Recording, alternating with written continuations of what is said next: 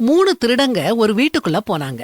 அந்த வீட்ல தனியா இருந்த பெண்கிட்ட அந்த திருடங்க, உங்க வீட்டை கலைச்சு போட நாங்க விரும்பல, உன்னையும் துன்புறுத்த நாங்க விரும்பல, நாங்க இந்த சோஃபால உட்கார்ந்திருக்கிறோம், நீ உள்ள போய் வீட்ல இருக்கிற பணம் நகையை எடுத்துட்டு வந்து எங்க கிட்ட கொடுன்னு சொன்னாங்க.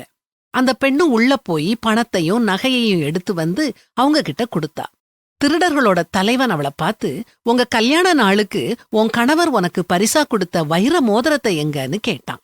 அவ அமைதியா உள்ள போய் அதை எடுத்துட்டு வந்து கொடுத்தா. இன்னொரு திருடன் அவாக்கிட்ட, துபாயில இருந்து உன் அக்கா உனக்கு ஒரு வாட்ச் அனுப்புனால, அதை எடுத்துட்டு வான்னு சொன்னான். இவ கண்ல கண்ணீரோட அதை எடுத்து கொடுத்தா. இன்னொரு திருடன், நேத்து நீ அன்னாசிப்பழ கேக் பண்ணுனிய, அதோட மிச்சத்தை எடுத்துட்டு வா, நாங்க சாப்பிடணும்னு சொன்னான்.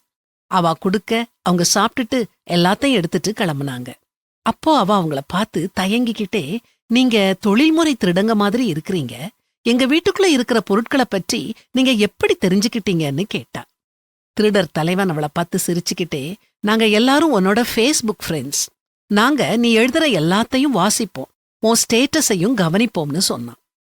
ஒரு சின்ன விஷயம் செஞ்சா கூட உடனே அதை போட்டோ எடுத்து அதை சோஷியல் மீடியாவுல நீங்க போடுவீங்களா? இது தற்பெருமை. அது மட்டும் இல்ல, நீங்க ஆபத்தை விலை கொடுத்து வாங்குறீங்க. தன் வாயை காக்கிறவன் தன் பிராணனை காக்கிறான், தன் உதடுகளை விரிவாய் திறக்கிறவனோ கலக்கமடைவான். ஜாக்கிரதை உள்ளவங்களா இருங்க.